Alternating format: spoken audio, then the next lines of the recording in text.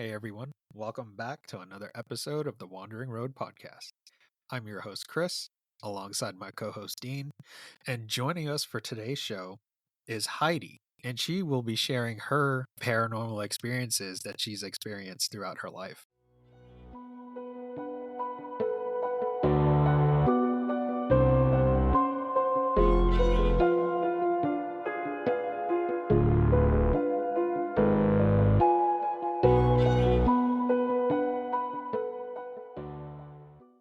Hi Heidi, thank you so much for joining us today on the show. How are you doing? Hi, Chris. Thank you for having me. I'm doing well. Hi, Dean. How are y'all? Pretty great. We're so excited for this. You have such great stories lined up for us. I'm excited. Thank you again for having me. Yeah. Absolutely. Well, let me give some quick background of how we ended up messaging back and forth. There's currently this trend, or by the time you listen to it, this episode was a trend, posted by a TikTok creator. I can't remember her name. It was like Audacity or something like that. That essentially encouraged people to tell their unbelievable paranormal stories and ghost stories and stuff like that. And I came across quite a few of them, and I listened to one of yours and I was like, this is absolutely creepy. And you mentioned in your video that you had a ton more to share, so I just popped you a message. You agreed to be on the show, and here we are. So we're really excited to have you on and have you share your experiences today. Yeah, thank you. Yeah, I remember when that video popped up on TikTok and I was like, this is me. This is the one for me to stitch. Sorry, my dogs. My apologies. That video popped up on TikTok and I was like, okay, this is the one for me to stitch, because there are so many that are like that, but I did it. And yeah, I'm glad you found me. I have so many stories. Yep, we're glad to have you. So Heidi, why don't you start? I'd say we want you to tell us everything, of course, but why don't you start from the beginning? Like, what do you remember as your earliest paranormal experience that you could recall? Yeah. The earliest one that I can recall, and I told you about this, but it sounds totally crazy, but I was like 3 or 4, and my sister and I have an older sister who's about 18 months older than me, and we were asleep in bed one day. I was sleeping in her bed. I often would crawl into her bed when we were younger, and I woke up to just this feeling of like extreme heat is what I remember, and I was drawn by that feeling of like heat to look out into the living room where our door was. And I looked out into the living room, and when I did, I saw this completely black figure, totally black. And it was like the shape of a human, but like it had no features or anything. And when I saw it, I didn't say anything or do anything, but when I saw it, I all of a sudden, it was like it could sense that I saw it. It sounds so crazy. It was like it could sense that I was like looking at it. It turned and it looked at me, and it just came straight towards me. And there was just no time at all to react. I mean, what was I going to do anyway? I was so young. And anyway, it came right up to me, and it picked me up out of my sister's bed by my neck. It just grabbed me and picked me straight up. And like I remember feeling like the clenching around my neck, not being able to breathe. I remember the feeling of lifting up out of my sister's bed, looking back at her laying there sleeping, and just being terrified of this and what was happening. And this figure then carried me by my neck out into the hallway, and it was a short hallway between my bedroom and my parents' bedroom, and it was carrying me, and I couldn't breathe. I remember how scared I was, and I have no idea where the thought came from. I just had this thought, like, tell it to put you down. And I was like, in my head, I just thought, put me down now. And it did. We were right at the threshold of my parents' like door and where my parents' bed were. And it set me right down at the foot of their bed and then walked away. And I was so terrified. I just fell right back asleep. I guess I laid there until I fell asleep. And my dad actually almost stepped on me when he got out of bed the next morning, and that's where they found me. And I told them what happened, but of course they didn't believe me. So that's such a compelling story. And the first thing that I think about when I hear that, it will remind me again, how old were you when that happened? I think I was like three or four. 3. Wow. Yeah. And that's really like, I have a daughter who's around that age now, and she is starting to come online in that regard and stuff. And I think that it's really fascinating that age is where it just seems to kind of, the box just seems to open up. Right. And there's a lot of discussion that floats around about, like, when do we get our full perception and all that stuff. So this may have been an event in which you really, snapped online where something paranormal happened, and that's what needed to happen for you to have this very visceral early memory. And I don't know if you have any memories earlier than that, but like that seems like a pretty seminal experience in your life. Yeah, I just can't imagine, like, you're that young and you've probably thought about that a million times over Oh for your yeah, entire life. So very heavy, talked about it in therapy. very heavy experience. Oh no. Yeah. Like, am I crazy or is this real? But like, No. I think you're right about that. Like having, and right around that time too, unfortunately, I had an uncle, my dad's youngest brother, who completed a suicide. And like my very first memories in life are of just that like heavy sadness from that. And I think like I think as kids, we really can't tell the difference between what we're feeling so much and what like a thought is. And so all that sadness that I'm sure my sister and I were picking up on and whatnot. I mean, it just, and my sister, my mother and my sister both are very sensitive as well. Yeah. So, yeah. I think you're spot on with that too, because I like, being an active dad and whatever, like I read about this stuff all the time, but this idea that kids, even if they can't articulate what they're thinking at this age, they're still reading things that are going on around them. And it kind of gives me chills to think that like there could be so much more paranormal things going on that they can't articulate, or things that are going on that they can't say. And I'm always mindful of that. Like a quick story that's really good tie-in, because it just happened last night for me. It's like I was giving my daughter a bath, and she said something like, Daddy, my name's, what was it? It was like, my name is Lindsay, or, oh shoot, I'm going to fudge this. It's like Lindsay something. And I just, the first thing I thought about was like, oh Lohan, God, was it? no, fuck you, man. And her name's not Lindsay. No, her name's not Lindsay. Not even close to Lindsay, but oh, sorry, Lindsay Bruin or something like that. It was Bruin. The last name was Bruin.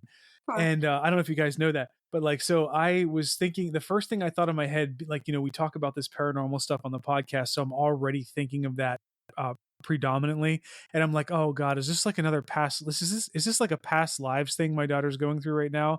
So I go to my computer and I type in the Lindsay Bruin or whatever, and it turns out that that's a character from the Berenstain Bears. She's reading Berenstain Bears.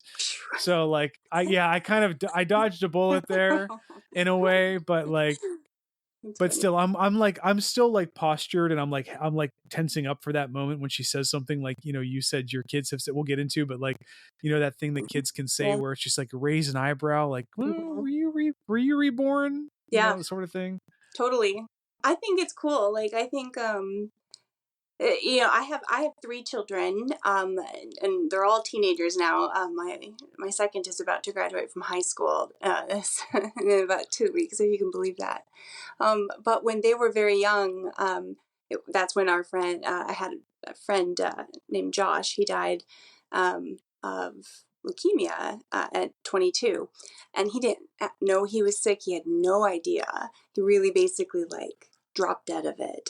And it was really shocking for everybody. It was really tough, and I think as well, that was like, I'd had a grandparent who died before, but grandparents are old. They die, you never really, his death was sort of the first death I'd experienced as an adult, and of someone who was my age or about my age. I'd say about a year or so after he died, I was talking to my oldest child one day, and he had mentioned his friend Josh, who comes to visit. I was like, oh, who? Josh who? Because I'd never heard of that before. And Josh was my friend's name who died. And he was like, I don't know, my friend Josh, he wears the Dallas Cowboys jacket, Mom. He wears it in here, and we talk. And I was like, what? You do what? And that kind of sort of started like a little bit of like, is Josh like hanging out around us or something, And I always worried too that I was so sad. I was awfully sad. I mean, I will, be honest with you, that was the most sadness I'd felt in my life up to that point, experiencing that. And so I was so worried that I was like bringing that around or something, But then a few years later, when I'd had my youngest and he was like 3 or 4, this is similar to what you had said, Dean, we were coloring one day. He was like 3 or 4. And my youngest, we named his middle name is Josh. And so we're just sitting there coloring one day, and my youngest looks a lot like Josh did when he was younger too. And I just looked at him and I said, my son's youngest name, we'll just say Sam. Sam, who were you before you were Sam? And he looks up at me, like just looks right up and he goes, Mama, I was Joshua, but you know this. And it just goes right back to coloring. And it was just, whew. And I told my ex-husband, I mean, we were just bawling. It was really powerful. So that's a super heavy story. And the other thing too that I realized, like tying it back to what you said earlier about when you were 3 years old and you had that experience with the dark shadow, and there was a lot of negativity going on around you at that time. This seems like another instance of that, right? Where like you and your husband like knew, you were both aware of your friend who passed away, untimely death at a young age, and it's not like you guys were actively talking about him all the time around your children. This just like came out of the blue. So like I think Chris and I have talked about this in previous podcasts, where there's some kind of effect that seems to happen in some of these stories, where when you get enough people together and they have a deep visceral experience about something that is either positive or negative, it can materialize in a way. And in your opinion, I want to ask Heidi, like, what do you think is going on in that situation? Do you really think that it could have been your friend being reincarnated into your actual child, or do you think that maybe there was just some drippage or seepage of that memory that maybe the child confused as, them being that actual person, if that makes sense? Yeah, that does. I'm getting chills all over my body. Hello, Sorry. Josh. Sorry, I didn't mean No, to do that. you're good. No, this happens. I am not, I'll be completely honest, I'm not sure. I sort of exist in a place of not knowing, and that's kind of where I feel most comfortable, because I think whenever I'm in a place of not knowing, I'm in a place of learning, and that's a good place to be. But I do believe in energy. I think that that's scientific. Energy cannot be created or destroyed. It is. And so it doesn't matter to me if we die, so our physical body is gone, but there is energy, there's a consciousness that still exists and Go somewhere. yeah. So is it floating around, or does it, how long, and I have lots of stories about that too, involving my ex-husband who recently died, and we'll get into that. And just like, how long does their energy stay around? Does their energy stay around? Does their energy know they're dead? Can their energy reincarnate? Like, I would love to think that Josh chose me to reincarnate as his mom, but I also hope it's just my son. Like, I just want it to be, I'd never put that on my kid. I've never, and so it's a balance, I think. Who knows? Yeah, Heidi, I have a couple of questions for you. You had that experience as a kid. That'll be my follow-up. But have any of your children ever said, like, Mom, I see something? Like, do you see this person? Do you see this thing? Because, when I was little too, I saw these, like, these things or whatever. I don't know what they were. And it was like 3 a.m. I'm yelling at them to, like, get out of the room. And the way that I lived in the Bronx, New York, that's where I grew up. Like, I was in the same room as my parents. And my mom wakes up and she's like, "What the fuck are you yelling at?" I'm like, "I'm yelling at those little things there. She couldn't see them, but I could see them." Have you ever had instances where, like, your kids will be like, "Mom, I'm playing with this type of person," or "I see this thing all the time. You don't see it?" Yeah. I got chills again. That's crazy. So that would happen to you too. Wow. Yeah. So besides my oldest telling me that he played with his friend Josh, who wore, a Dallas Cowboys jacket, and I don't fuck with the Dallas Cowboys, so there's nothing Dallas Cowboys in my house. No cowboy stuff. No. We're a Pittsburgh Steeler household here, but there you go. I'm from Denver originally, so Denver Broncos all the way. I grew up with Elway. And this is where she hangs up on us. Way to go, Chris. Yeah. No, I like Elway. Elway was legit. He was like that. He was a different era for sure. He was like a different era. But anyway, so yes. So besides him saying that, my oldest also once told me about, and he told me about this one time, but we did, eventually talk about it more. But he would, very often he would come up to me. I mean, his whole life, he would walk up to me and he would wipe his hand on me like this, like he was wiping his hand off. And like he would do that all just frequently, like he would wiping it off himself, or he'd come up and he'd wipe it off on me.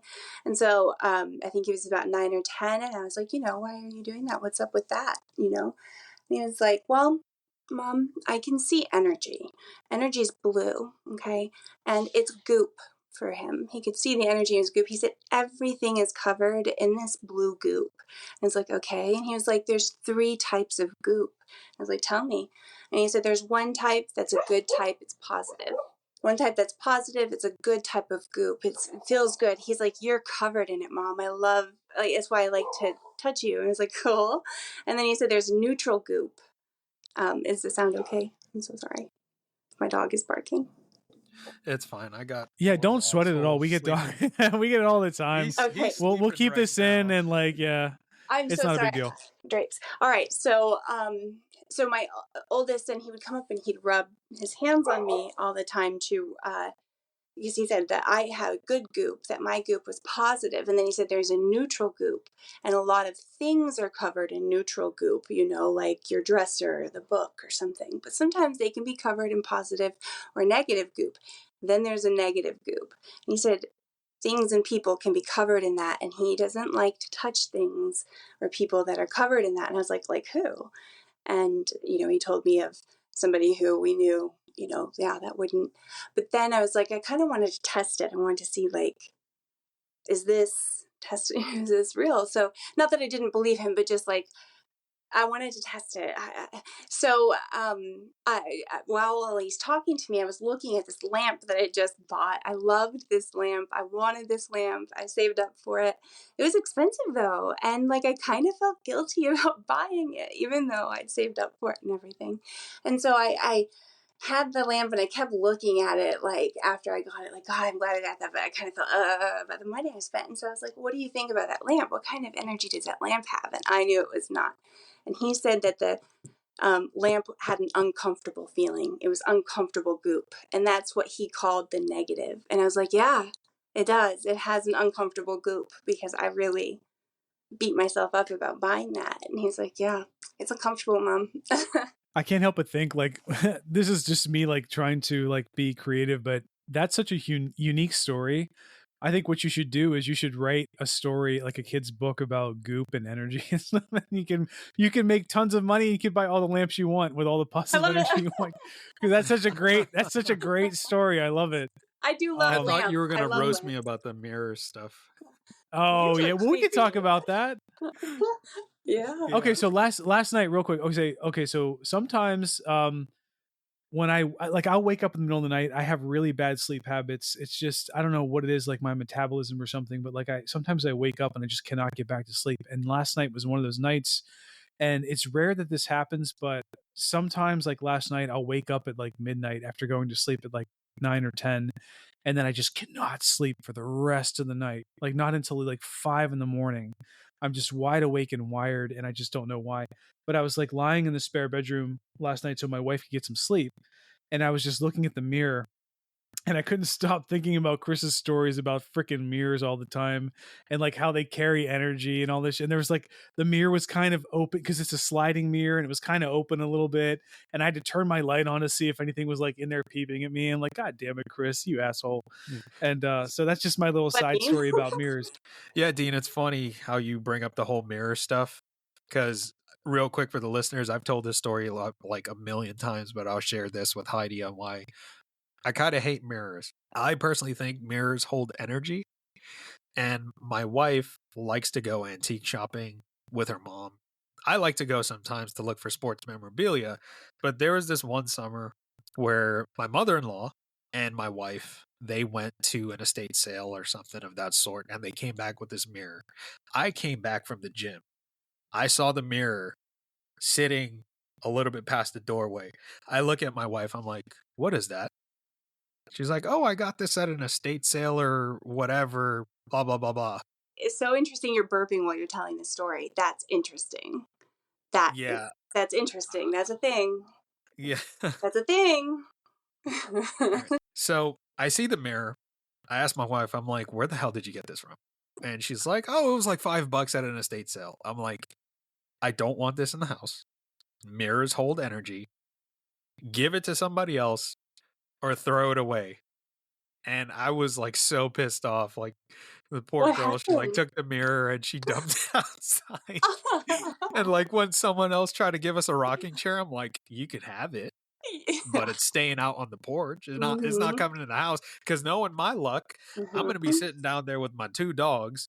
She's probably gonna be sleeping or something because I'm a night owl and like I like to game at night or like watch TV and stuff. Yes. And I'll be sitting there on the recliner and I'll look at the rocking chair and it'll just start rocking back and forth. I'm like, I do Nope. not want that shit in the house Do you think that you're at all. psychic?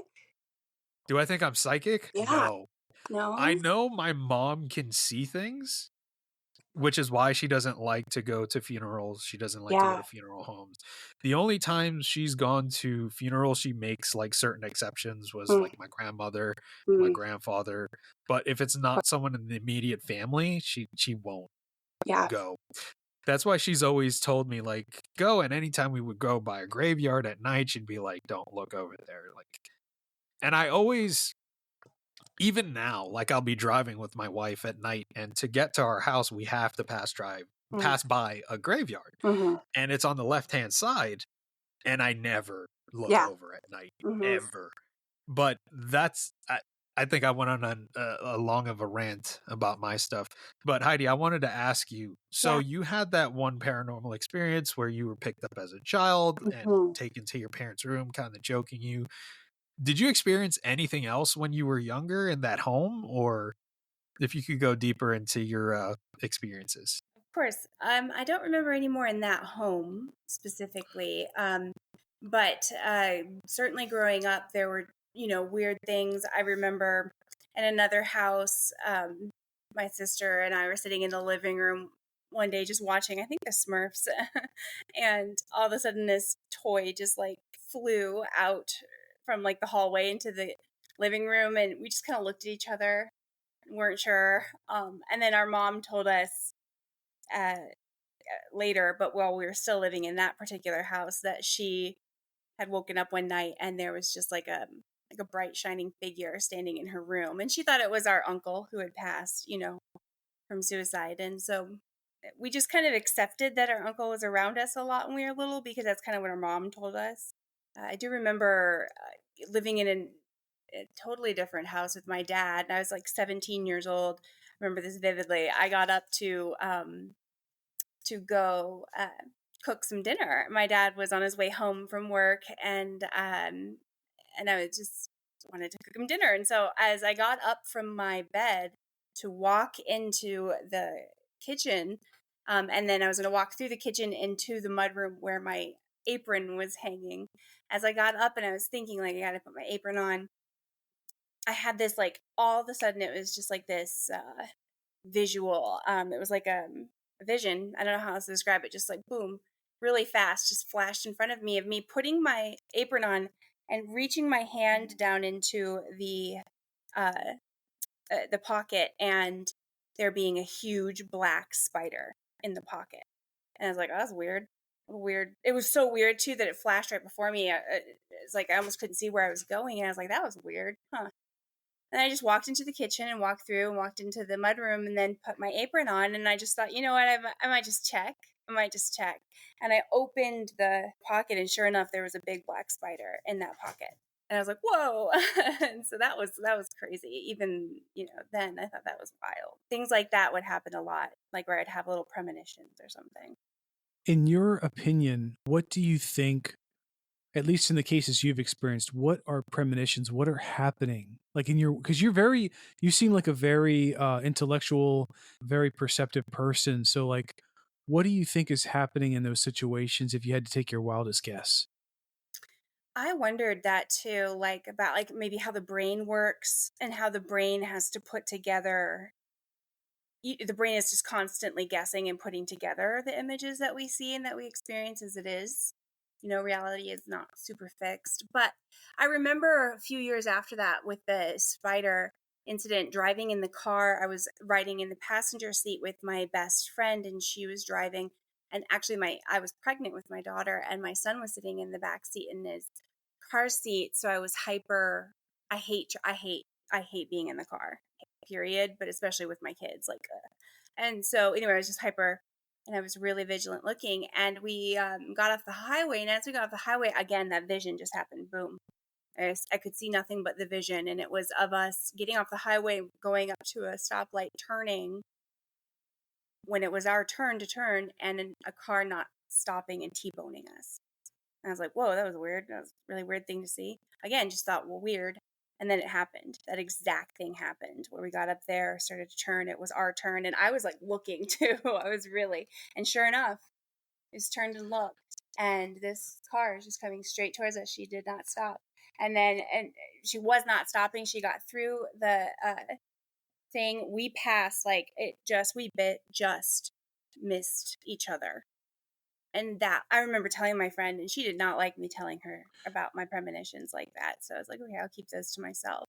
But things like that would happen. And it still does. So Here's what I find fascinating about those stories. With the spider story and the near car accident story, you were able to, through your own action after the premonition, change what your vision was. But if you had not seen that vision, right, they would have carried out. You would have got bitten by that spider. You would have right. gotten T-boned by that car. So this is why we talk about this stuff. This is why we have this podcast, is because it's so interesting to think about people who have those premonitions, who can have that capability, versus people who don't. So any other accident that ever happens in anyone's life, you can argue that if they had that premonition ability in that instance, maybe they could have changed it. Mm-hmm. So like, what does that mean about free will?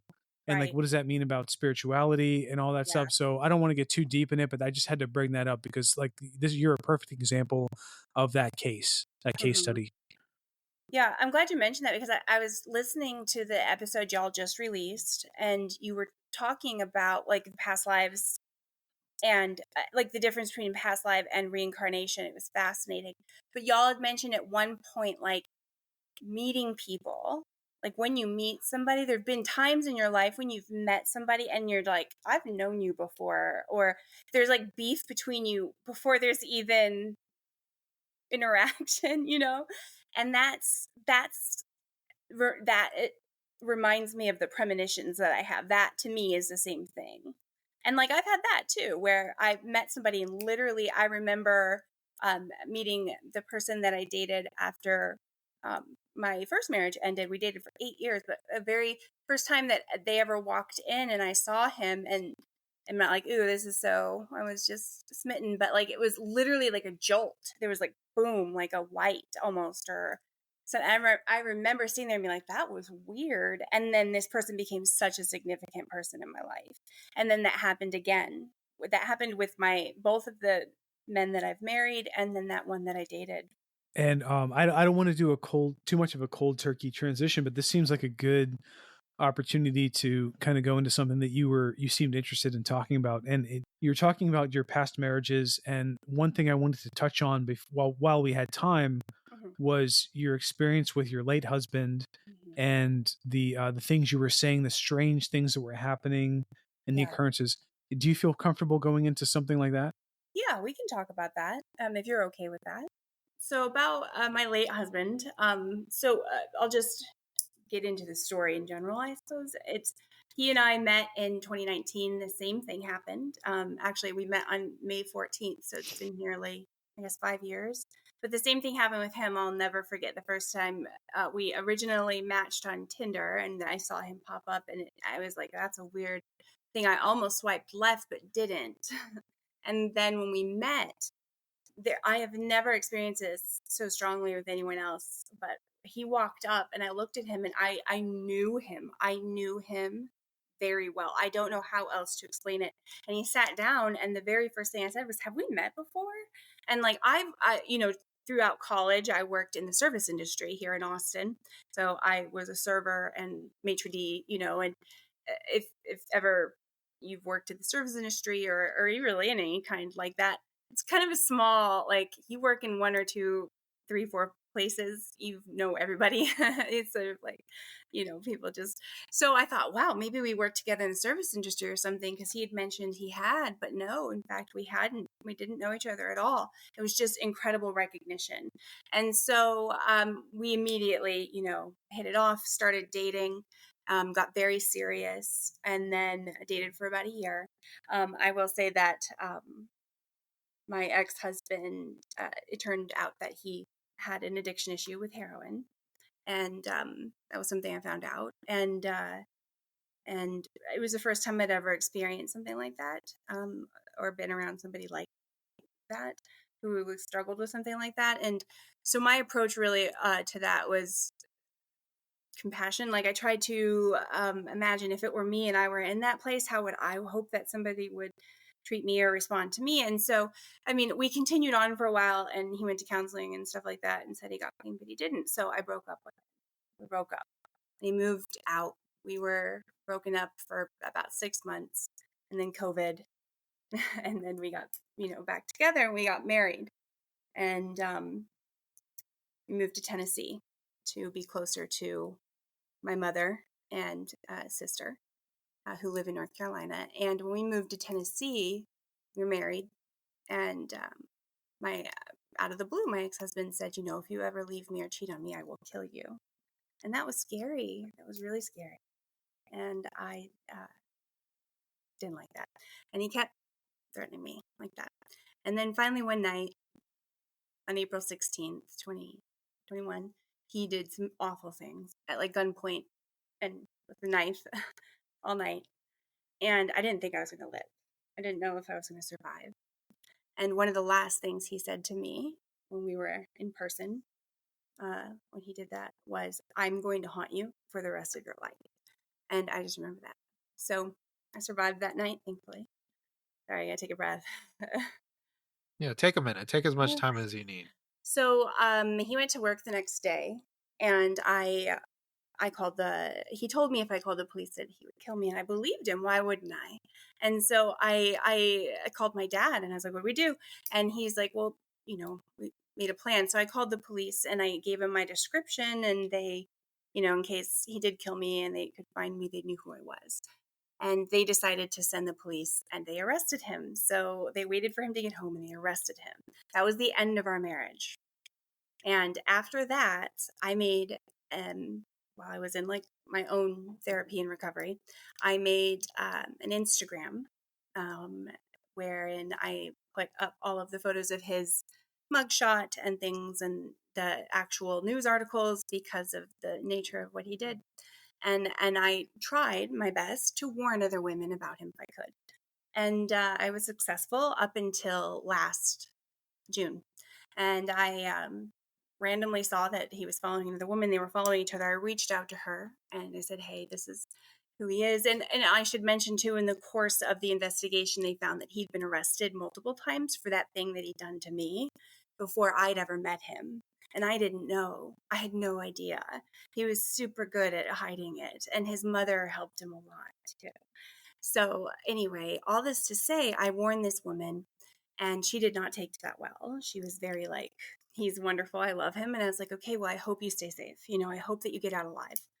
So fast forward from June to January of this year, I'm at the grocery store, and I get a text message from my ex-husband's daughter, who was 13. She was going to be 14 in 2 days. And she said, Heidi, Dad's gone. And I knew immediately. I knew he was dead. I just knew. but I thought maybe he died because he had overdosed.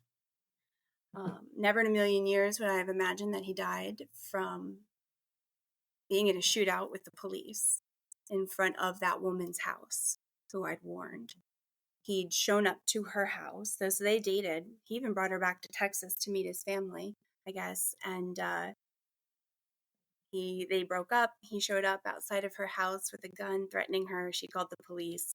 He got into a shootout with the police and died. So it was a big, big box of darkness to unpack, for myself and for her. I'm so glad she survived, but, he's dead now. So all this to say, pretty soon after he died, I started having experiences that I'd never had before. And so initially my first real, something is different. I'd be sitting at work right over there. And it is such that when I am pointed towards my desk working, my back is to the rest of my house. And I was sitting there working in the days after he passed, and it felt like literally the entire room behind me felt like it was full of his presence. And that was really disturbing. It was so much so that I constantly was looking. It was like somebody is standing behind me, and I didn't like that. And then that sort of paired with the feeling I was asleep in bed, and I would wake up, snap awake. I don't know if y'all have ever woken up just jolted awake, something woke you up out of your sleep. Oh yeah. Yeah. And you're wide awake? Absolutely. Yeah, definitely. Yeah. So that's what happened to me. Several times I'd snap awake, and I swear to God, it was the energy was standing, just standing right over me. And I'd feel it, and I knew it was him, but there was nothing there. And it was gone just as soon as I opened my eyes. And then the other thing that really disturbed me that was similar to that I did not like was there were a few times where it really felt like somebody was laying in bed with me. And there was one time in particular where I rolled over. I sort of woke up as I was rolling over, and I thought I bumped somebody. I thought I bumped him. And I said, "Oh, I'm sorry." I apologized out loud to it. And then I was like, "Oh, I'm so sorry." And tried to scoot over. And then I opened my eyes and nothing's there. And then I was like, "Oh yeah, nothing's here. What was that?" So so some things that have happened since he's died. My first inclination is, how are you still functioning as a normal person? Because yes, you must have a very strong will, and you must be a very put together person to. I mean, everybody has ups and downs, I know, but we've talked to a lot of people, and your case seems like it's very difficult and heavy. So props to you for surviving all that. But also on the metaphysical and the spiritual side, I have to wonder, like when you have a negative energy, like we've talked about a few times already, it kind of lingers, right? So your ex-husband had a very great amount of negative energy, clearly. Mm-hmm. And some of it, it's really questionable to what degree it was hanging over you after. I'm sure it was a great deal, but at the same time, like we talked about earlier, that energy has to go somewhere. So that very real negative energy plays a part into your life. So do you think that in your craziest dreams, do you think it was really him being there haunting you like he said he would, or do you think that it was kind of like some residual negativity that you were holding on to, or was it maybe a manifestation of both? Yeah, I think it could be both. I think it could be both. I think it could be neither. I don't know. It's tough. It's tough.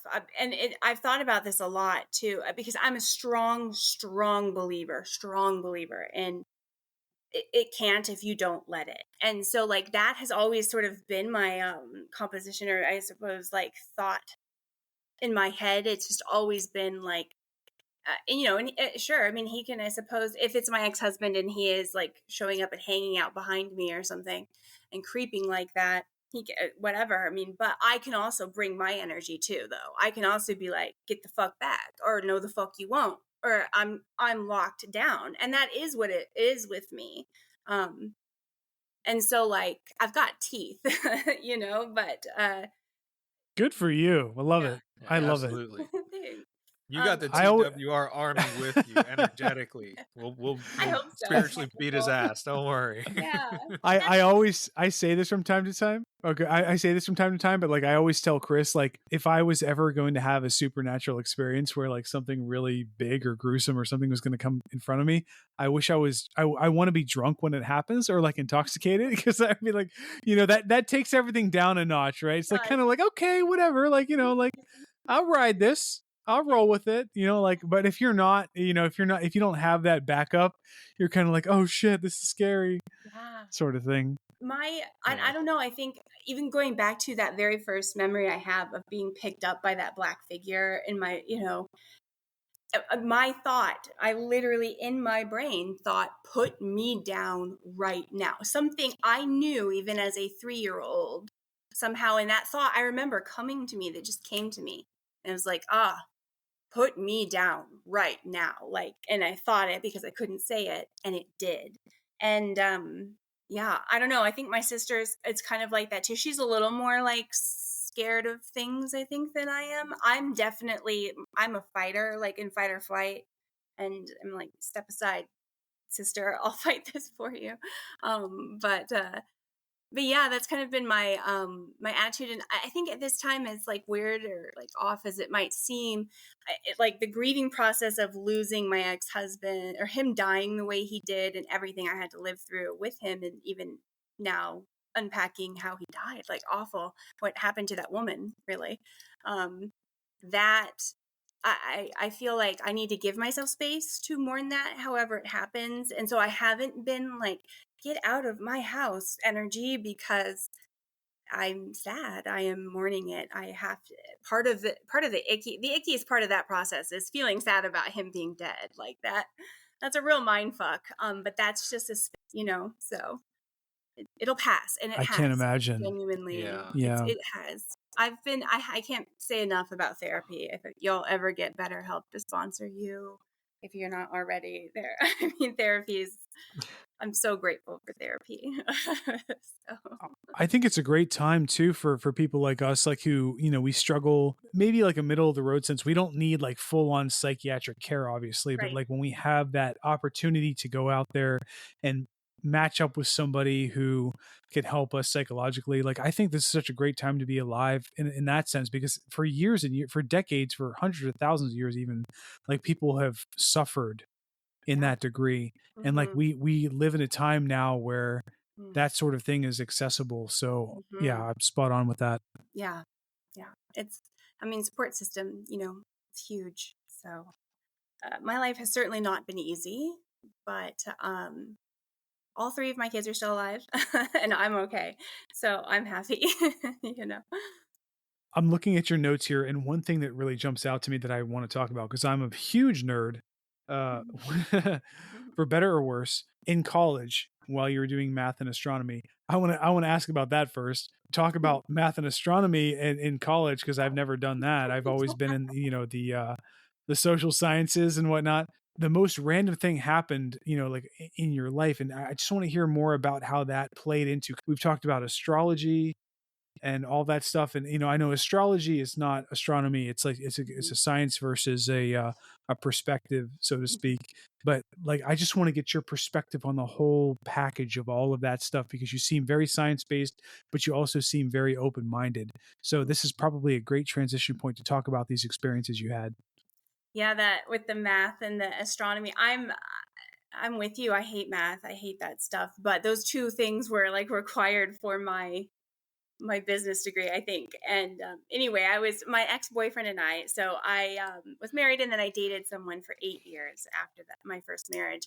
And he and I met in college, and we had college classes together. And then afterwards we would go do our homework. So we're sitting in my bedroom one evening, and I'm doing math homework or astronomy, and he's doing either one. It's heavy. So I'm sitting, it's completely quiet in the room. There's nothing, you can't hear anything. And then all of a sudden, I just have this very, very vivid, like it was a flash, like it was a visual, like a vision again, just all of a sudden of me being at Cabela's in Buda. And if you're in Texas, And Cabela's, I was at Cabela's in Buda, but I was upstairs where they keep all the like molasses toffee or whatever. And it was just the most random thought ever. And I was just like, why did I just have that thought? And then it just occurred to me, like, maybe you had that thought because that's what your boyfriend's thinking. And so I was like, hey, Blake was his name. And I was like, hey, what are you thinking about right now? And he was like, and I mean, he should have been thinking about homework, right? But he was like, I was thinking about Cabela's and getting a new fishing, like fishing net from Cabela's. I was just thinking about that. I was like, oh my God. And he was like, yeah, but I was thinking about the candy. Why? And I was like, oh my God. And it was just exactly his thought. And that was just so cool. And to me, that is energy, right? A thought is energy. We've been able to track that scientifically, like with the waves, whatever, the brain waves, electrical, a thought is like an electrical firing of your brain or something. I'm absolutely butchering this, and I believe in astrology too, though, like, because in my opinion, astrology is energy. So I'm a Taurus. My birthday is in 10 days.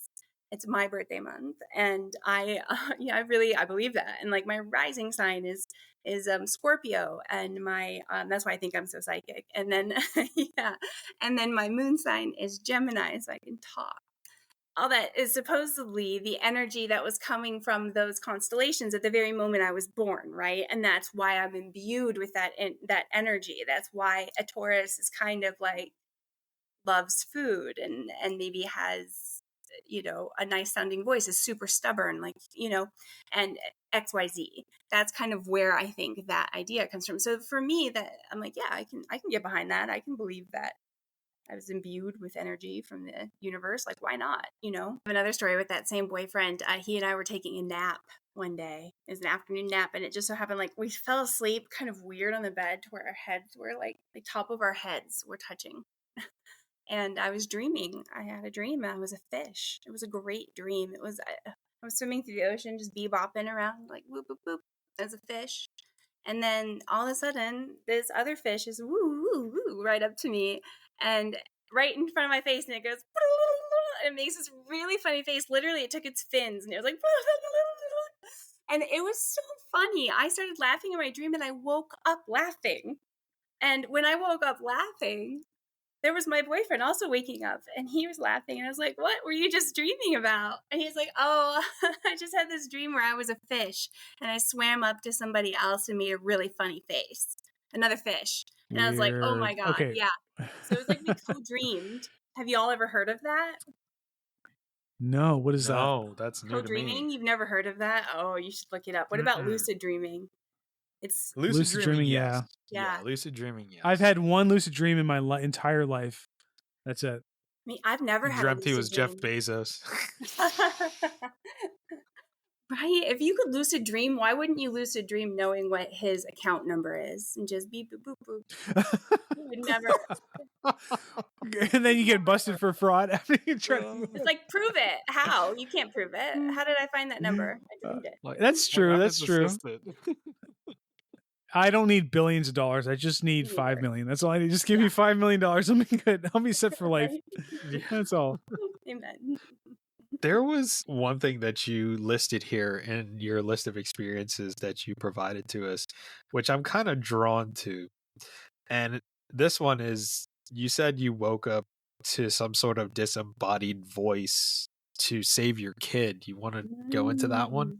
Yeah. Oh my gosh. Yes. Full body chills as soon as you said that. I have 3 children, as I've mentioned, and many years ago when I only had 2, they were like 3 and 5. I dare say I was pregnant with my youngest, and I was completely asleep, totally asleep. It was a Saturday morning, I was laying in bed, totally asleep. It couldn't have been past 6:30, 7 o'clock in the morning, and I'm totally dead asleep. And then all of a sudden, I'm woken up by this voice. It's like right in my ear, right here. Heidi, get up right now. And it was like that. And it's scary sounding, kind of like, Heidi, get up right now. It was raspy, like that. And I literally it went rah, rah, rah, rah. And then in almost the exact same instant, in one motion, I flew from bed, and right out my bedroom door, straight down the hall, flew through my kid's bedroom door, and there was my daughter, 3 years old, sitting on the ground of her with a sucker. She was choking on a sucker. It was sticking straight out of her mouth, and she's just choking. And my oldest son is staring at her like he didn't know what to do. He was just staring. And I have no idea where she got the sucker from. Who knows? Kids sometimes. But she was eating it and was choking on it. I saved her. I was able to save her life because whatever that thing was. Heidi, get up right now. I just knew. I don't know what to tell you. I mean, we have so many concepts in this podcast about skepticism, but like if you ask me, like, this is one quintessential story where like I will not budge. Like, I think there is 100%, like, it's in the same vein of the story of the classical story of like your child's in danger, they're being crushed by some huge object, and some parent comes along with some unexplainable strength. They haven't gone to the gym in like a year. They can lift this 500-pound thing off their child or whatever. Like, it's been documented. Like, there are cases of this happening, right? So like, it's factual. There's something going on there, and I'm really flabbergasted to why as this sort of thing isn't being studied more. And I'll just share a brief story. It's not really as intense because I don't know if my life was in danger, but it's kind of similar. So I've told this story on the podcast before. I can't remember which episode, but I was I think I was 5 or 6 or 7 years old, somewhere around there, really young. And my best friend and I were at the time were playing this game called Cave. And if you don't, I'm sure you remember, Heidi, because you're in the same age group as us, but like, remember back in the day, like cars, like when we were really young, like they didn't have safety mechanisms. Like, you would be really lucky to have a safety mechanism in the trunk where you could pull it from the inside and open it. But like most cars would latch from the inside, right? Yeah. So my friend and I would like open the trunk of my mom's car, we'd go in and we'd push down the back seat, and then we'd crawl out and then close the back seat and come around and then go back in the trunk and do it all over again. It's like the cave exploration thing. Yeah. But one of us probably, like I said, my dumbass, probably forgot to open the back seat latch. So when we got in the trunk, turned around and closed the trunk, we were locked in the trunk. What happened? And yeah, we were just panicking. Like, I just remember crying and screaming, yelling, like, get us out of here. Like, we're trapped. Like, it was probably the most intense, like the very first intense moment in my life, like ever, at that point where I was just panicking, panic attacks, scared, all that stuff. And the weirdest thing was my mom came down like less than 5 minutes later, and she heard us and she let us out. The strange thing was, she had told me later that she was going down to feed the dog we had at the time. Yeah. But I knew at that age that feeding the dog at that time was uncharacteristic. It wasn't anywhere near dinner time. It's like, why did she decide to come down and feed the dog earlier than usual? Don't you think it was? She said that, yeah. Yeah. Go ahead. What do you think? No, what do you think? What did she say? I think that the same thing happened as what happened for you. Like, you had some kind of thing that told you to go do something. Yeah. Some kind of whisper from an external source, or even if it was an internal source, even if it was your own brain knowing something was wrong. Yeah. What does that mean? Right. So there are multiple ways to interpret that. Yeah. So like, I just had to share that, but like, it's in the same idea as what you experienced. Yeah. It really is. And I know, like, sometimes I dread that feeling a little. Like, if I do start feeling some like kind of just anxiousness, I check on my kids, and and it's impossible. I mean, especially now, I have one in college, and he's 20 and he's going to do what he's going to do. And so you worry. I mean, I think you turn into that parent where you're randomly texting your child, like, hey, don't ever get into a car. I will come pick you up. Or here's the Uber. Like, here's my credit card. Never, never, never drive, or something like that.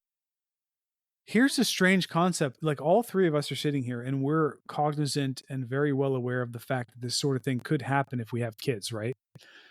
But it seems like when we were younger, that sort of thing was very rare, to have a parent to listen to you like that. So what does that mean? Like, does that mean we're going to have more paranormal psychological stories coming about from this sort of thing, because parents like us are around to have experienced these sort of things, and we're more receptive to the idea that it's possible. Yeah. Because like, I don't know, you know what I'm saying? Dude, I have a thought on that. Yeah. And I think it's because, how do I articulate this?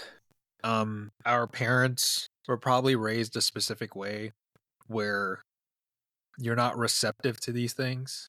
It's kind of like, this is the standard. This is how you deal with your problems. This is how my parents dealt with their problems. You just deal with it. You don't talk about it, because if you think 40, 50 years ago, a lot of people were not, I mean, I didn't live back then, so I'm just speculating based off of, my parents and other people's parents. There was a set way of thinking. And if you deviated from that norm, you were kind of like an outcast.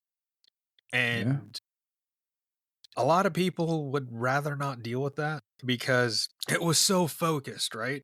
It was like, you went to school, you went to college, you got a job, you focused on that career, you focused on your family. If you're a man, you focused on having a wife and kid and you providing for your family. If you were a woman at the time, you focused on your career and your kids, vice versa. Or if you were a stay-at-home mom, you just focus on your kids. You don't have time for that. But if I may, we now live in such a tumultuous time period in which we do not have the luxury of that. Dean, you and I and Heidi, we went to school. We did what we have to do, but we are in a position where that normalcy is not available.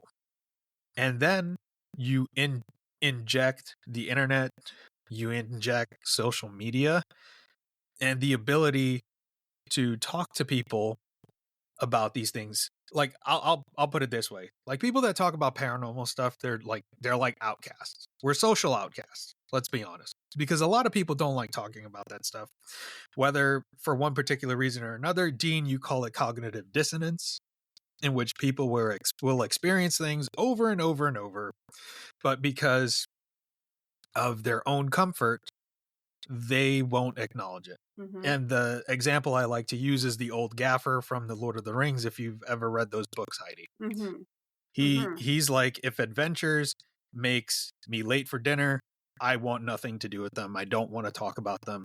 It doesn't matter. And I view that in the same vein. Our parents are like the old gaffer, Sam's father, where they don't care about that stuff, because if I acknowledge it, what is the point? It doesn't matter. It's not going to help me pay my bills. It's not going to take care of anything. Then there's people like us. We have the ability to talk to other people that have the same experiences, same perspectives. And Dean and I, we tend to be on the more analytical side, sometimes a bit skeptical of things, where it allows for that open conversation.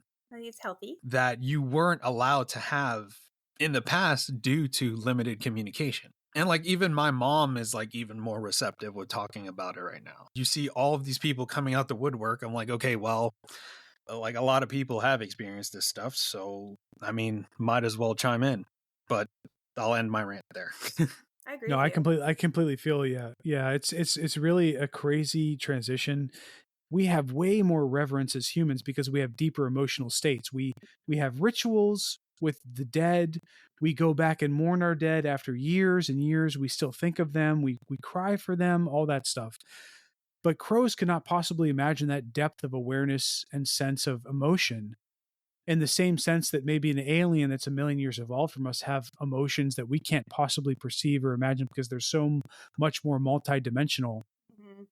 And then tying that back into what Chris was saying, it's like you have no clue whatsoever as to how things are playing out in reality, that like, what stage are we at?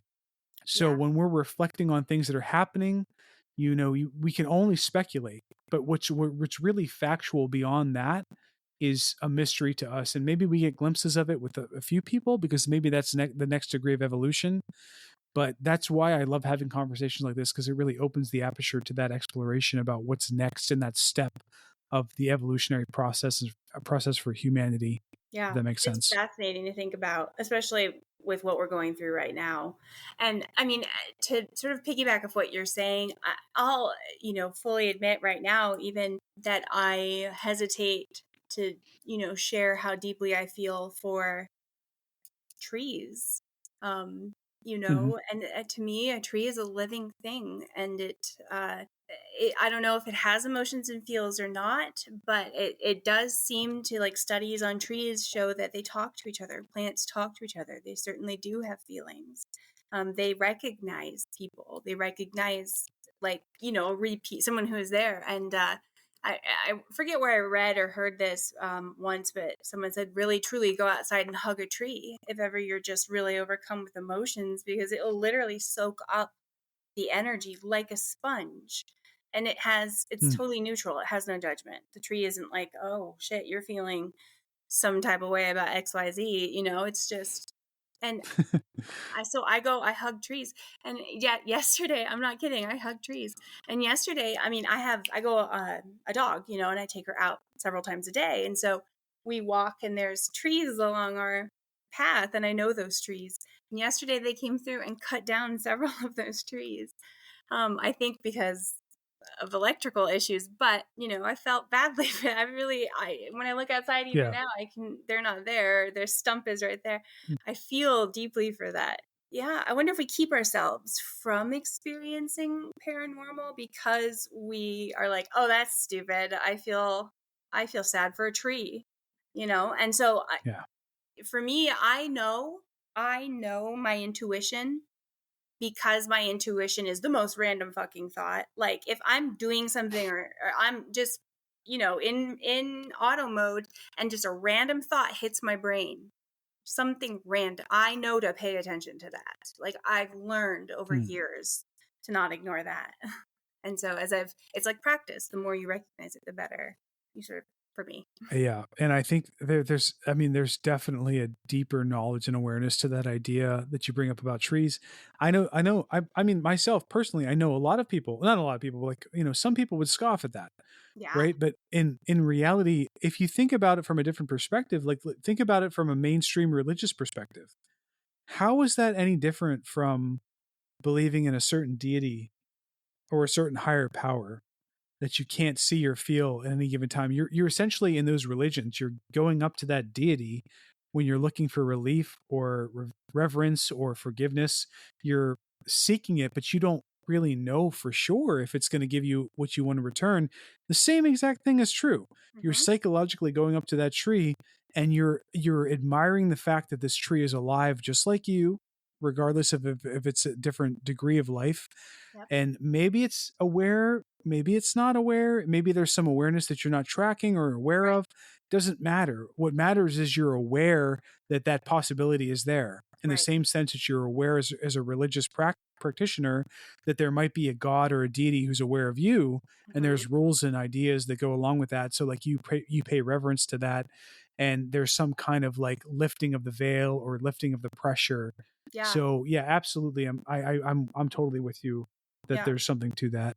I think I read this in a Eckhart Tolle book once, and I don't necessarily recommend him, but I read his book once, and he brought up an example of, if you were to go outside and take your car and take the engine out of your car and take it all apart, every single piece, lay it all out, look at it, and then put it all back together, put it back in your car, go sit in your car and turn it on, it would come to life, right? Because the engine's there. You put the engine back. So you can take that car completely apart and put it back together, and it'll still work. It'll still come to life. If you went and you cut down this tree and you take it apart, every single leaf, every single branch, you lay it all out, there it is, and then you go and you put it all back together, which you could probably glue, that tree's not back to life, is it? The tree is not back to life. Something is gone from that tree. You can't, that whatever engine was in the tree that gave it life is gone. And same with a human. If you were to take me apart, every single part of me, and lay me out, which would be really gross, and then put me right back together, I'd be dead. Of course, I'd be dead. And so, like, I like that thought. that Unless That you're is why. Frankenstein. No, What? you saw my thunder, asshole. My joke was going to be like, unless you're Star Trek or like Star Wars, you can't effing teleport somebody, because when you teleport somebody from one place to another, you're literally disassembling their molecular biology and you're putting Oh, them back together. So you're literally killing them to move them to another place. And yeah. just because you reconstitute them is like, sorry, I just had to bring that up because that That's reminded funny. me of that. It reminds me of Ocean Gate, like imploding. Those morons. Eckhart Tolle said this too. He said that death is not the opposite of life. Death is the opposite of birth. There is no opposite to life. I think that's pretty interesting. Yeah.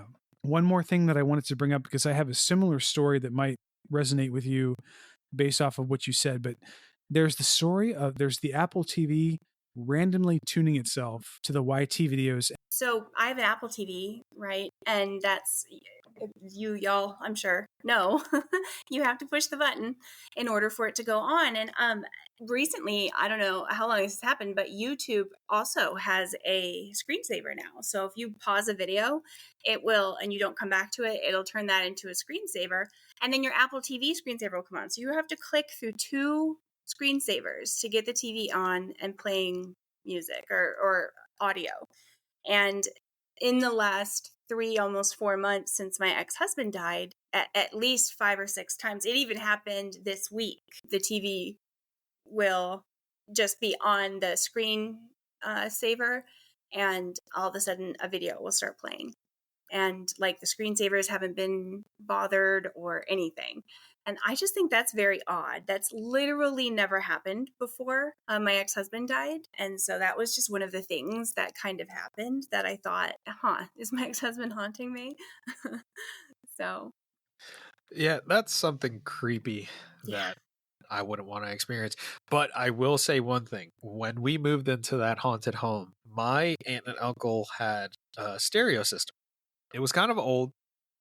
So, like, it would turn, like, when we moved into the house, it would turn on by itself. And, you know, you chalk it up to, like, okay, it's old, whatever. So they got a new one. And then the new one started doing that. And what really creeped us out one time was, like, it was unplugged and it did it again. It's like, what the crap? No way. Okay. How do you not believe after that? Like, that reminds me. Okay, It was a Tesla coil. Tesla coil. If you don't mind me, if you have time, if you don't mind me telling one more. Yeah. But no, that reminds me of the TV going on. So I was traveling back. I have a couple of stories actually on this trip. Just this one trip, I was traveling back from North Carolina to Texas, and I always travel through the deep south when I do, because that's the fastest way, but it's the deep south, and so it is chock full of energy. I mean, it's heavy, sad energy. Anyway, I was on my way back. It was a 2-day trip. There's a little paranormal story I could tell about the hotel that I stayed in, but the story I'm getting to is I was back in Texas, finally made it back to Texas after 2 long days of driving. I was literally like 15 minutes away from my house. It was like 10 o'clock at night. And I was coming up from Houston up to Austin on 71. And I was in this pack of cars, and we'd been traveling together for a couple of hours. And in the pack of cars was a motorcyclist. And we were going 85. We were going fast. And anyway, I had my music playing really loud, just jamming out. And then this motorcyclist zooms by me. And I was like, bye, motorcycle. I literally was like, bye, motorcyclist. Nice driving with you. And then I got right back to like singing, blah, blah, blah. And about 5 minutes later, I come upon the scene of his death, sadly. It had happened that he zoomed ahead. And the road we were traveling on is a highway. One lane goes this way, one lane goes this way. And a tractor trailer was pulling out from the gas station and across the highway, and the motorcyclist slammed into the side of the tractor truck, like right at the very back, and it just blew him apart. I mean, he was done.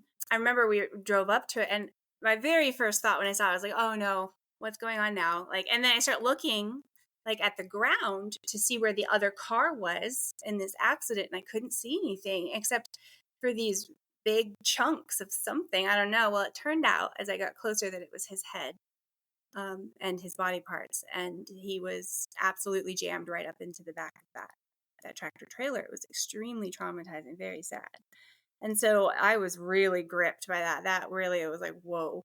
That was tough. And about a week later, I was sitting on my couch like I am now, just like sitting there, just really lost in thoughts of that poor man and his family, just wondering what was the last thought. Did he have his phone on him? Like, did he have kids? You know, what was the last thing he ate? I was just totally lost in thoughts about him. And then I had my TV on, and my TV was on YouTube Music, and it was playing Taylor Swift. And I'm just sitting here, and I have all the lights on just like now. And all of a sudden, like lost in thoughts, I hear from the kitchen this crackling noise, and the crackling noise was the same noise that like an old light bulb makes when you pull the string and you turn it on, you know, and it crackles. It made that noise, and I was like, whoa. And I turned and I looked. It was so loud. And I looked into the kitchen, and no sooner did I look into the kitchen than did all of the lights in my entire house. Boop, boop, boop, boop, boop, boop, boop. They just all started flashing on and off, on and off. And I'm just sitting there, and they're flashing on and off, and then they stop, and everything is fine. My TV never flashed, though. It never flashed. The video kept playing. The music never stopped. Like, if it was an electrical thing, you would think that the TV would have flashed too, right? That fucking scared me. That legitimately, like, a lot. I don't think that, I can't think of something that's bothered me before. That fucking scared me. Like that, I was so scared I had to leave. Like, that's how scared I was. And I remember, like, because I like ghost stories and stuff. So I watched so many. And I remember thinking, like, why do these people get scared and run away? Like, you were so scared you left the room. Oh my God. Like, you couldn't even stay there all night for the rest of your hotel stay. Like, grow a pair. No, like, it was genuine, like, primal fear. Like, something was fucking wrong. Yeah. You need to get out of here. And so I loaded my dog up and drove up to North Austin and stayed the night with my friend and told her all about it and whatnot. So then the next day I have to go home, right? And I'm traveling back, and it's about a 40-minute drive through Austin. I'm again lost in thoughts. I'm like, I don't want to go back to my apartment and this dude be there, because I was pretty sure it was the motorcyclist. Like, I just sensed, I knew. And I was like, don't want to go back and him be there. And I was just like, And so finally, I had this urge. I had this urge. I had to speak to him. And I was like, hey, motorcyclist, hey, what's up? I was like, I don't know if you know this, but you're dead. I literally was talking out loud. And I was doing this because I sensed that I should. I don't know how else to describe to you the reason why I felt like this. I just felt like this is what I should do. So I was like, hey, what's up, motorcyclist? I don't know if you know it, but you died. You are dead. Unfortunately, you did die quickly, so I could see you being confused, but you're dead. And I was like, I don't know why you've attached yourself to me or why you're trying to make it, but I'm uncomfortable. I don't like it. I don't want you to do that. And I was like, go into the light. Go into the light. I don't know why I said this shit. It was just coming out. And I did. I imagined all of a sudden just this bright light, as if I've never imagined it before, and him just walking into it. And all of a sudden, I just felt so much peace, just incredible peace when I imagined that. And I just had this sense like, yeah, it's done. He did. And then I shit you not, 2 seconds later, coming directly towards me was a motorcyclist who was riding a motorcycle that was identical to what he was on, dressed like he was and he went by. I just started bawling. I just bawled. And I knew that was kind of like a sign, like, yeah, I've moved on. Thank you. And I've never, ever sensed or had an experience with him again. Chris, we've talked about something like this happening before with your old home, right? Where your cousin happened to be driving by a location, your old home, and he texted you right when you were interviewing was it your sister, your cousin, and essentially asking about like, remembering what the home, like all the crazy stories that came about, like paranormally and all that stuff. But when we talk about this sort of thing happening, the thing that always jumps out to me is fascinating. I mean, like the whole story is fascinating, but the most interesting aspect is the very real human motorcyclist who drove by. He or she were their own person. Yeah. Right? They would have had to have been traveling that pathway of their own free volition and will before that even happened, like before you even started feeling that feeling. So that's what I find fascinating about how the whole complexity of how all this stuff, the paranormal and the very real reality of how we're sitting here talking to each other, how it all coalesces and plays out. Like that to me, like that's way scarier than just a ghost visiting you. Like those are some deep thoughts. You can get real lost in that. I had never thought of that. I'm sorry. Welcome to my fucking life every day with this existential dread. No, always. See what I have every to day. deal with. Every fucking day of my life. I feel for you. I got to a point with existential dread where it was torturing me so much. I was like, I can't fucking do this anymore. I was like, I don't know. You just have to walk away. I just walked away, and you have to. Yeah, you have to, because you don't know. We just don't know. But again, being in a place of not knowing is a really good place to be, because you're in a place where you can learn. And like, I'm learning about y'all and your stories. I think it's fascinating. And then, I mean, we all have mothers, right? I mean, women are so fucking psychic. Like, we listen to your mom, it's like, why they say moms have eyes in the back of their head, or what the fuck? I don't know. Like, I don't know why I heard that and then got up and went and saved my child's life. I love it. I think it's interesting, and it's fun not to know. It makes life very, very fruitful, very provocative. I love, like, that's the one positive thing about life, is we can sit here as humans that are separate from each other and talk about this sort of thing. Like, that's the last bastion of hope I have to hold on to, is everybody's going through the same shit in varying degrees. Yeah. And at least we can sit down collectively and talk about it and have some comfort there. You know what I mean? Like, maybe we're all going down with a ship, but at least we can talk about the ship going down while we're going down together. Right? I think of it like, I look at the tree, and I'm like, we're all just different leaves on the same tree. I just think we're all kind of different iterations of ourselves, just experiencing life. What are we here to do but just experience it? I don't know. I could go on and on about that, though. Existential shit. and we'll bring you back on and we'll talk about that existential shit. Absolutely. Yeah, absolutely. Sticking on the topic of traveling, you shared with us in your email that you stayed at a hotel and something happened with your dog's water dish. Yeah. Okay. I wanted to ask y'all about this too. I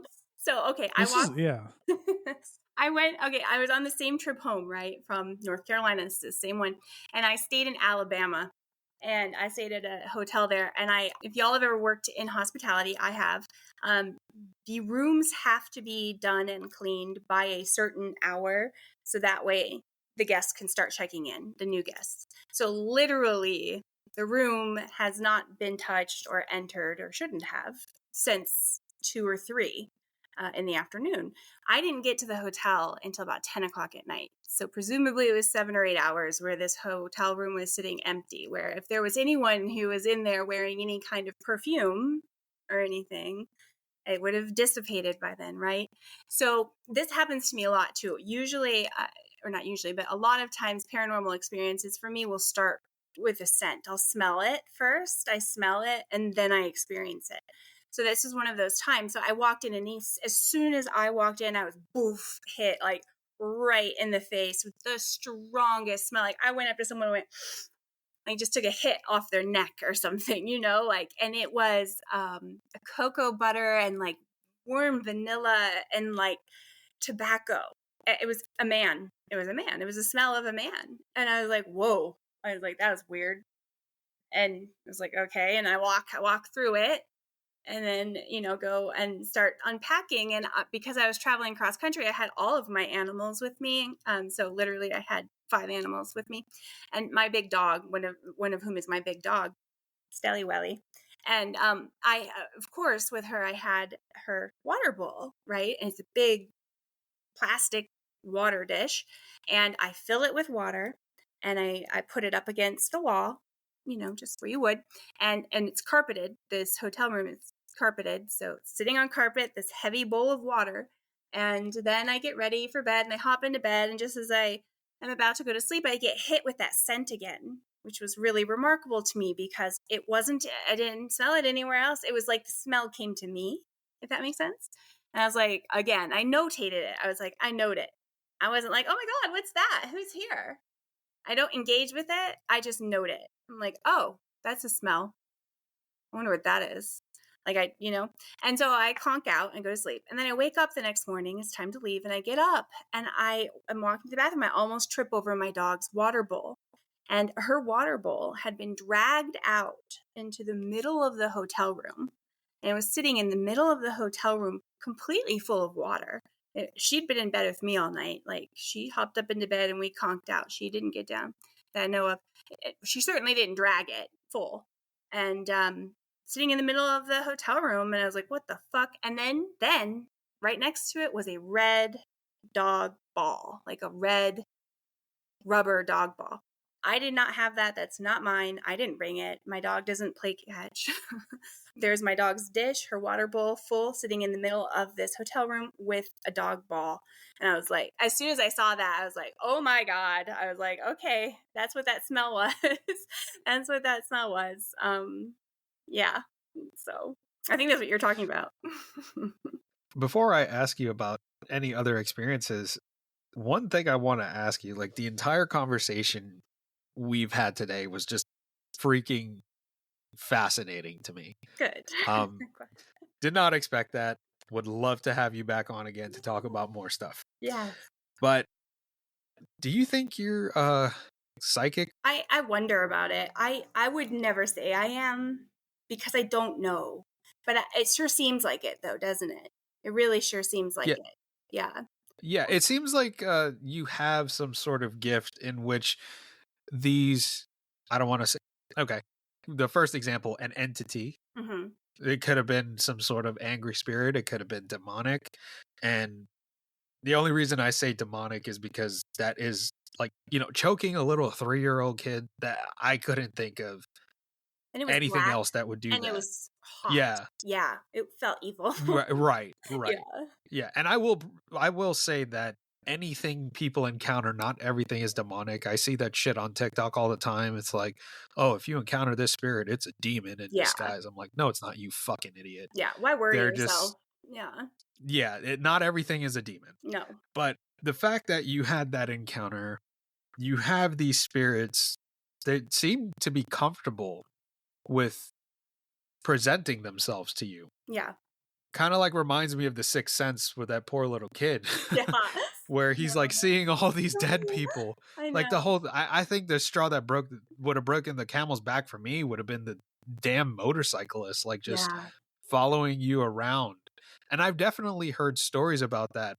I read one story of a police officer that was first to a scene of like I think it might have been a motorcycle accident or like a really bad car accident. And the person passed away and it just followed them everywhere because they didn't know that they were dead. Yeah. Like, he had to go back to the scene of the accident and basically tell the person like, hey, you've passed on. It's okay to go. Yeah. That's crazy. I believe that. I can't imagine how difficult it'd be to be a police officer or a paramedic. Can you imagine the things that they see? After that, I saw that because whoever, I mean, not only had I been traveling with him, but I mean, you come upon the scene of his death. No one had even called the police yet. Right. And so seeing that was just, I remember pulling, driving by once I was able to, and then I had an acute stress reaction. I literally went blind. Like, I had such a strong, started hyperventilating, and my my limbs curled up around, and I literally lost my sight. I was pulling over, could barely drive my car and park it before I'd completely lost sight. And I had to sit there for who knows how long until I could get my function, like where I could move my arms and see, to call my friend to come and get me from the side of the road. It was really traumatic. I never once thought that he would have attached himself to me until that happened. And I remember, of course, I told my sister about it, and she was like, Heidi, he doesn't know he's dead. And I was like, oh, wow, I hadn't thought of that. And that makes me wonder. I wonder if my ex-husband knows he's dead. Does he know? Right. I don't know. Yeah. And I wonder, like, people that experience that type of stuff, like how you said you had that reaction to it. Because, I mean, Dean, you and I, we've traveled on the interstate before. We've driven past accidents where we clearly know someone has passed away and you don't feel anything or anything of that sort. I wonder if it's possibly a thing, maybe I'm just talking out of my ass here, that because, Heidi, you have such a sensitivity that you potentially, as you were passing by that, obviously, a stress reaction, obviously we would naturally have that to seeing like a body obliterated all over the road. You don't know how you're going to react until you're in that situation. Yeah. But do you think it's a possibility that you felt what he felt at that moment? Yeah, I do. Or am I going nuts with that question? No, I don't think you are. And that's the thing. That's the thing. That's the thing about being sensitive. You have to measure. You really have to. It's like learning how to govern something, learning how to throttle something, knowing how to not be intrusive. Because I mean, I've just admitted on this podcast that I could basically hear my boyfriend's thoughts, right? And I really could. Like, I could see, and like, I get random people's thoughts. Like, that's one thing I know is, like, if I'm just, zoned out, bebopping in my own thing, and someone randomly comes by me or passes by, and I have a weird as fuck thought, I know that's not my thought. I know a thought just, it's like a cloud of just whatever. And so I've just had to learn over time to, like, not be intrusive into other people's psychic areas, but also not to let other things intrude into my psychic area. And I'm awfully fierce about that. I covet my peace. And, I mentioned too that I had an uncle who completed suicide. So unfortunately, depression does run in our family. And for me, I know depression can be fatal. I know that. I know. And so that, I think, also govern, like, that is a huge motivator for me to not allow things like that motorcyclist to enter into my area too much if I have any control over it. Do you know what I mean? Because it really would pull me down. I'd be so sad all the time. It would be tough.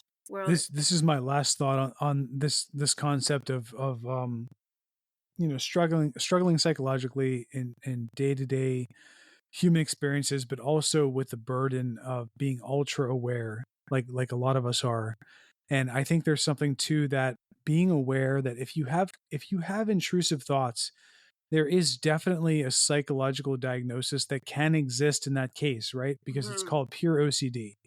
Pure OCD is one of those diagnoses where you have these thoughts that just pop into your head. They could be very negative, but they're purely there for preserving the existence of yourself and your loved ones. I mean, you're trying to stop something bad from happening, presumably, in a lot of these cases. However, I think where a lot of people lose themselves, like you're saying, you have to be careful, because there might be some power or some awareness that some of us have, like the experiences you've had, Heidi, where you have these things going on that you just cannot explain, the timing, the circumstance, they're too perfect, they're too minute. Yeah. It's even harder for someone like you, because not only do you have to balance the idea that maybe it's psychological, whatever thought you're having, but there are also thoughts that could be, like you say, preventing your family from having a severe loss or fatality or something like that. So it's like that's such a burden to have. And I think that it's very, very, it's a really good sign of being astute and aware of yourself when you say, I don't know what these thoughts are. I could choose to listen to them, but if I listen to every single one of them, I will probably go insane. Absolutely.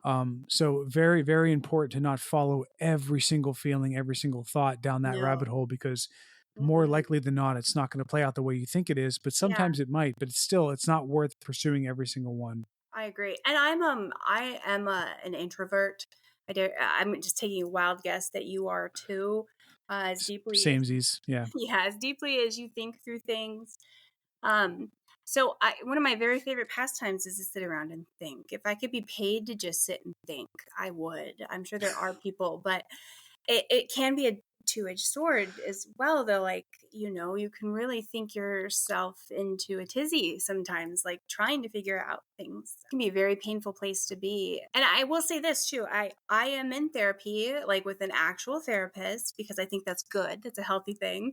I also see a psychiatrist. I take Prozac. I love it. I'm so grateful for that. It helps bring me up and out of the just anxious, awful cloud that my brain would have me in all the time, probably because of trauma.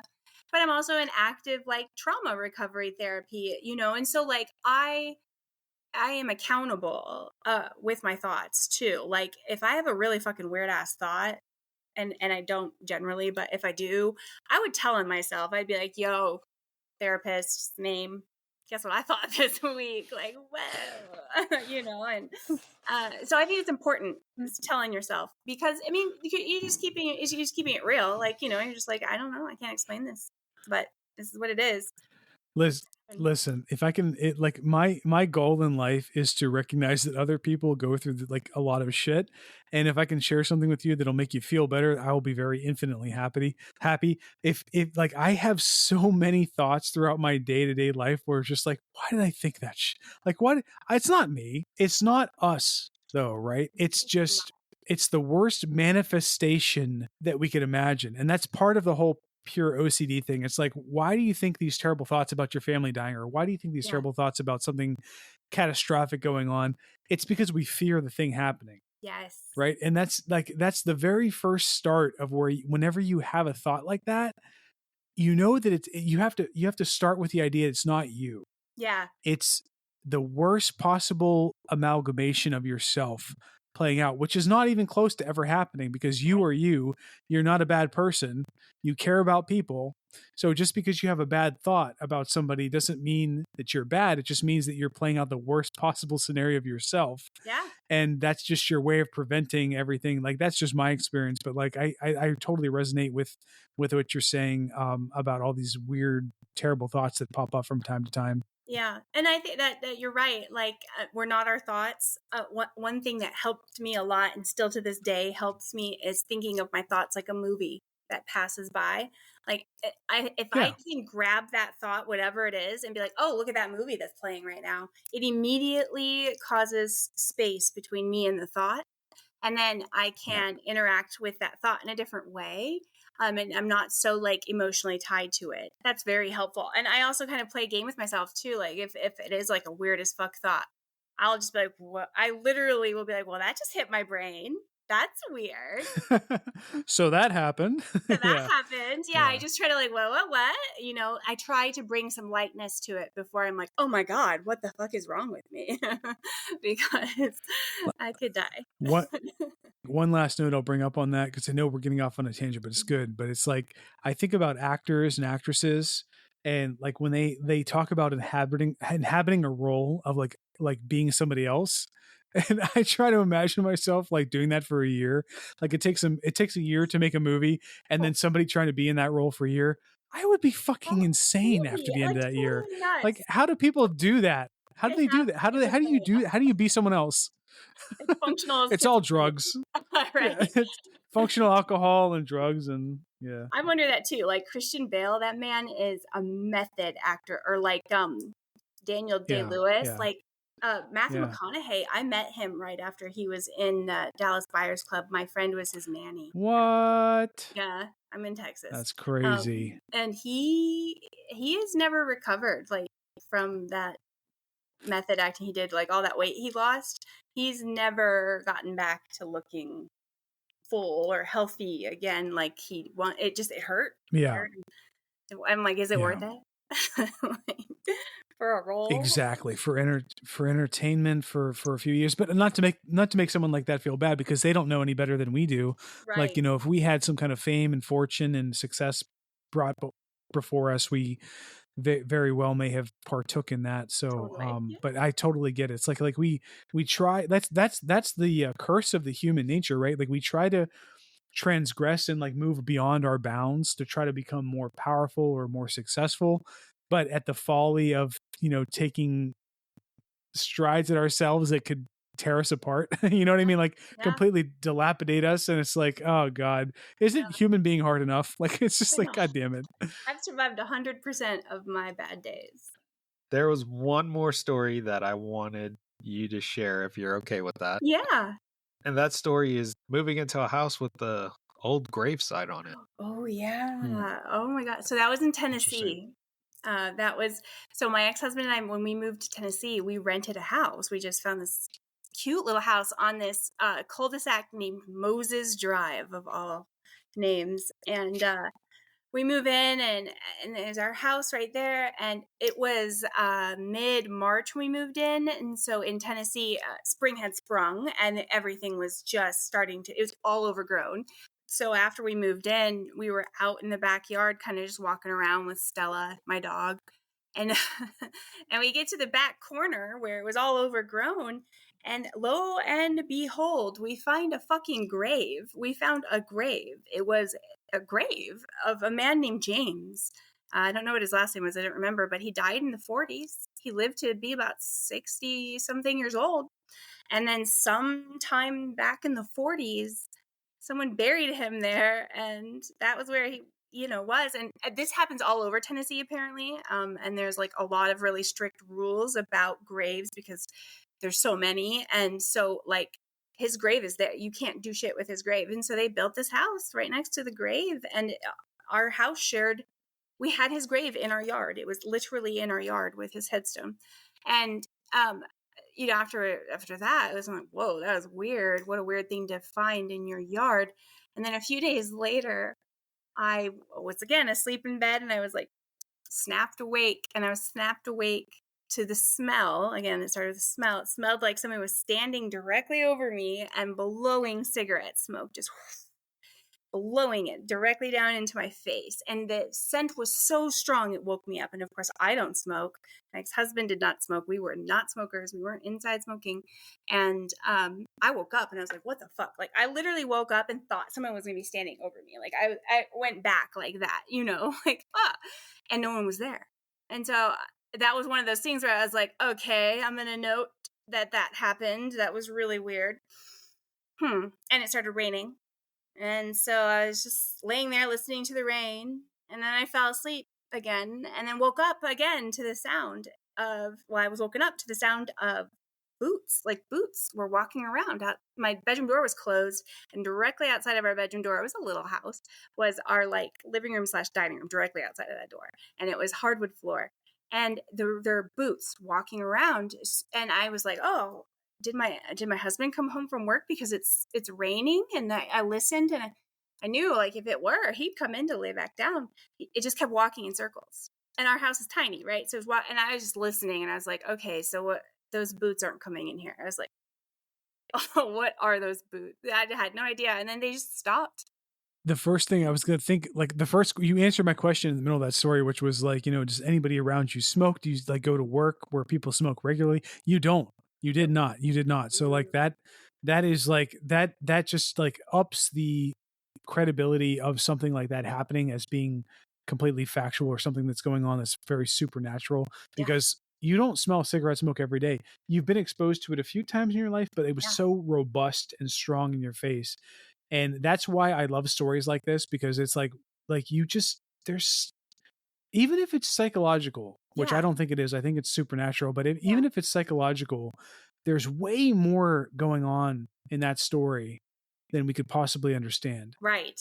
And that's what tips the favor to me. Like, exactly. And the fact that you have it tied into somebody who used to inhabit that land, who, could have very well likely been a smoker. That's just that. It just adds. Didn't we have a story like that with the? But there was that woman we talked with from the South, and she also smelled pipe smoke, from the old house she used to live in, and she said that she and her brother had smelled stuff like that throughout the youth that they grew up in. And so that's kind of like a step 2 of this theme where, you know, something that someone is so dedicated to in life, or something that they're really pegged to. Because my mom is a smoker, and she's been trying to quit for years, right? And it's so hard to do. Like, it's like she can't get away from that. So many different ways of trying, and so many other people have that same story, and I'm sure it's been going on for 100 years. It could very well be something tied to them that sticks with them beyond the passing, right? Like, it's something that they really enjoyed. It's something that helped them equalize their emotions. So it makes sense that something like that you would experience from a long deceased person who used to inhabit that land. Yeah. And I wonder sometimes too, like, do they make themselves known to me because they know I'm sensitive and can pick up on it? You know, and I'm not like, get away from me. I'm never like, but I'm never like open either, if that makes sense. You know. You don't want to be bullied. You don't want to be pushed over. Yeah, absolutely. I don't want anything attached to me either. But usually for me, it starts with smell. You know, I've got a few other stories that happen to be with smells too, but that was really interesting. I think that cigarette smoke is a pretty undeniable. Like, that one's hard to explain. Like, how you can't mimic that. No, it was so strong. And that really freaked my husband out too when I told him about it. He was always so scared of the paranormal, maybe because he wasn't a good person and he knew something was haunting him or something. Something is coming after him. Heidi, before I ask you the last question for us to wrap up today's show, I want to say thank you for coming on. It's been a real entertaining conversation. It's been an enlightening conversation. Phenomenal. Yep. Thank you. I'm so grateful. This is better than our this is this is better than our like conversations about like random topics. Like, this is we would rather have this sort of thing. Yeah, absolutely. We would I'm have so someone. Glad. Thank you for giving me space to share my story. I feel drawn to share my story more and more as I get older, especially with what I have survived. You know, and that I went to the police. I did the right thing. I told them. I went and testified twice in open court, and they still let him go. And then, you know, it's just, I feel the need to tell my story. I think it's a good thing. I think it's good. So thank you for giving me space. And therapeutic at the very absolutely. end. And I think the important thing that we do here on this podcast is just to give people a platform to come and share their experiences, their paranormal experiences, whatever, you know, strange, creepy experiences that they might have. And because when we went on to JJ's pod and I shared what I went through, you know, it took a load off my shoulders because it's stuff that you hold in the entire time. You're not crazy. You're not alone. Exactly. Absolutely. So many of us out here. Yeah, and that stitch that we both stitched, it that is testament to that there are thousands of people that experience all of this crazy shit from the other side, whether you want to call it the afterlife, the spiritual realm, the unseen dimensions, whatever the fuck you want to label it as. We have all experienced it. Yeah. And the question that I want to ask to close the show is, we've seen those stitches. I've gone through experiences. Dean has had weird stuff. You have gone through a plethora of paranormal experiences throughout your entire life. And this is a question I like to occasionally ask guests. For the people that experience these things and they still go on to deny it, in your opinion, why is that? Why do you think they do that? Like, you will have someone like yourself that will experience so many paranormal things, but they will, when it comes to a push comes to shove for a conversation, they'll just outright be like, it's not real. Yeah. Why do you think that? I know. I can say why I would think that is because I wouldn't want people to think I was crazy. I would be so worried that someone would think I was crazy. And I want to be taken seriously. I want to be regarded well and respected. And and as we've talked about, people are so weird about the paranormal that they call it the woo-woo, you know, the woo-woo or something, like, you know, it's not even seriously addressed. So, I mean, I that's what I think, probably because they're afraid of the judgment they'll receive. Thanks for tuning into today's episode of The Wandering Road. You can find us on Apple, Google, Spotify, and most podcast platforms. Be sure to subscribe and share. Also, don't forget to give a follow on Instagram at twroadpodcast and follow my TikTok at twrpodcast. Take care, and I'll catch you on the next one.